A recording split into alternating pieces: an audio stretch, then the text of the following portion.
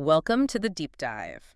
Today we're unpacking a topic that honestly feels like it's pulled straight from sci-fi, but it's very much real and it could really reshape your future. We're going deep into BlackRock's new digital rent passport.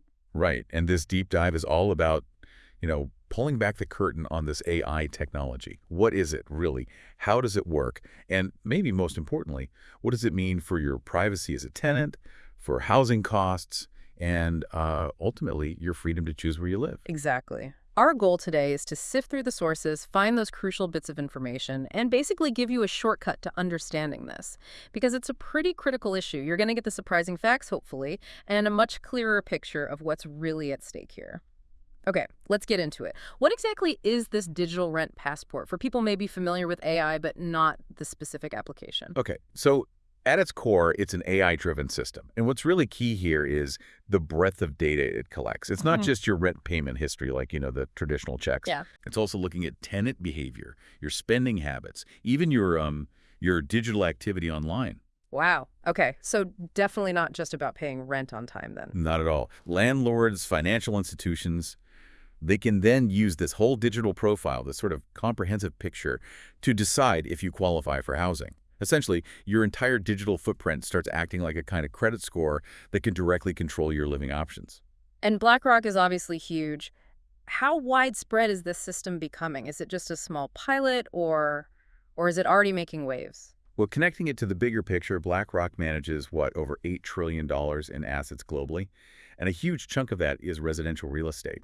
The sources suggest they're integrating this tech, often quite quietly, into rental agreements. We're talking major cities worldwide. Okay, worldwide. And what are we seeing from the places where it is being used, these early pilots? Yeah, this is where it gets concerning. Early reports indicate renters are already being denied housing, based specifically on this digital profile. And sometimes, even when they can clearly show they can afford the rent. Even when they can't afford it. So what kind of digital things are tripping people up? It seems to be things you wouldn't normally think affect housing. Yeah. Right. Maybe patterns of online shopping flagged as impulsive or certain social media activity, things that don't fit a calculated low-risk profile. It raises serious questions about fairness, transparency, the basics. Which leads right into why it's so controversial, I imagine. Exactly. The heart of the controversy is that it essentially turns finding a home into a product based on surveillance. Privacy advocates are really sounding the alarm here. They're warning this could lead to a pretty dystopian system, frankly, where, every click, every purchase, your online comments, they're all constantly monitored to judge if you sort of deserve a home. That's quite a picture.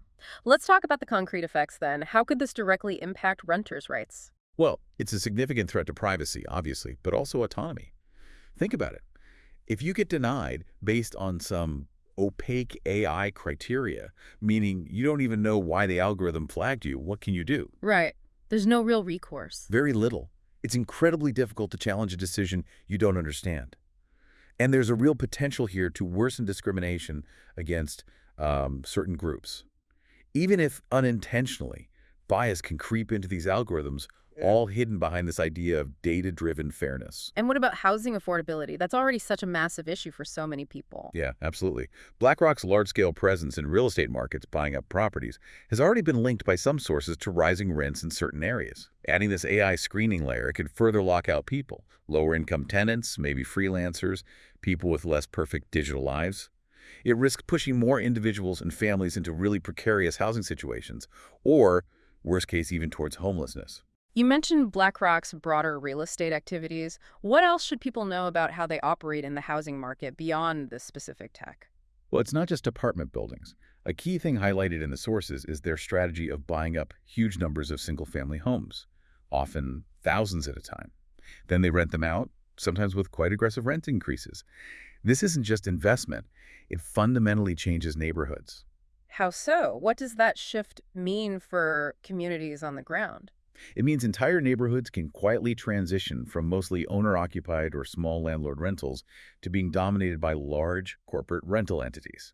In many towns, you see long-term residents getting priced out.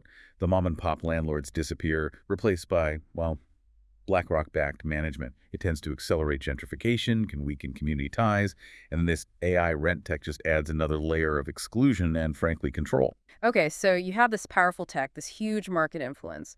Are there any legal checks on this? Any protections against this kind of AI use in housing decisions? It feels like new ground. It really is.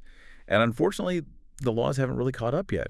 Regulation around AI in housing is still very limited.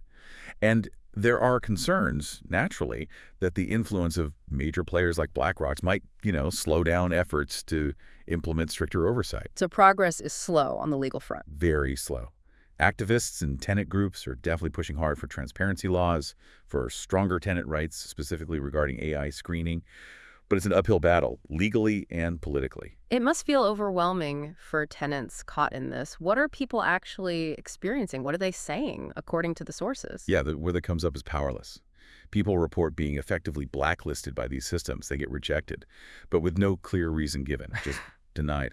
Others talk about this constant low-level fear, this anxiety that something they do online, even totally unrelated to housing or finances, could somehow be used against them later. It just breeds this atmosphere of fear and deep mistrust between renters and landlords, doesn't it? It really sounds like it. It all paints a pretty daunting picture. Is there anything that can be done to push back or maybe build a fairer system? Yeah, it's not hopeless. There are definitely actionable steps. Tenant unions are crucial here, getting organized. Privacy advocacy groups, lawmakers, they all need to keep pushing for much stronger regulations, specifically targeting AI in housing decisions. Demanding transparency has to be key. Transparency, right? Knowing how the decision is made. Exactly. And beyond policy, supporting things like local ownership initiatives, community land trusts, these can help protect housing autonomy, keep housing rooted in the community rather than just being a corporate asset.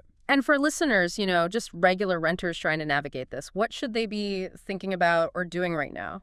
I'd say first, become much more aware of the data you're sharing online. Your digital footprint is becoming more important than ever. Second, don't be afraid to ask questions. Demand clarity from potential landlords about exactly what screening criteria they're using. Are they using an AI system? Which one? What factors does it consider? And finally, maybe the most important thing, get involved locally. Find out about tenant rights groups in your area. Your future housing freedom might actually depend on collective action. It really seems like BlackRock's digital rent passport isn't just, another tech innovation. It feels more like a signpost, a warning maybe, about a new era where the very idea of housing freedom, the ability to choose where you live without constant scrutiny, is potentially at risk. Absolutely. This deep dive really shows how tightly our digital lives are getting woven into our most basic rights, like housing. And it forces us to ask a really fundamental question, doesn't it? In this world that's becoming so data-driven, how much control over our lives, especially something as basic as shelter, are we okay with handing over to algorithms and to the corporate interests behind them? Yeah, it's definitely not just about a fancier credit score for rent. It really feels like it touches the fabric of our communities, who gets to live where, who gets included, who gets pushed out. We really hope you'll reflect on this web data, technology, housing, and how it might impact your own choices, your future.